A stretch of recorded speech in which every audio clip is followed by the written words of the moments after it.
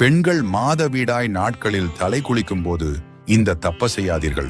சுமார் 50 ஆண்டுகளுக்கு முன்பு வரை பெண்கள் மாதவிலக்கு நாட்களில் ஓய்வாக இருந்தனர். அதனால் உடல் சூட்டின் அளவு அனைவருக்கும் ஒரே மாதிரியாக இருந்தது. இன்றைய பெண்கள் பல்வேறு சூழல்களில் பணிபுரிந்து வருகின்றனர். மாதவிடாய் நாளில் ஓய்வே இல்லை. இந்நாட்களில் தலைக்கு குளிக்கவே கூடாது என மொத்தமாக சொல்ல முடியாது. ஒவ்வொரு பெண்ணின் உடல் சூழலும் மாறும். உடல் சூட்டிலிருந்து தலைக்கு குளிக்கும் போது தும்மல், மூக்கடைப்பு, சளி போன்ற தொந்தரவுகள் வரலாம். இதன் காரணமாகவே அந்த காலத்தில் மாதவிலக்கு நேரத்தில் பெண்கள் தலைக்கு குளிக்க கூடாது என்று சொல்லப்பட்டது.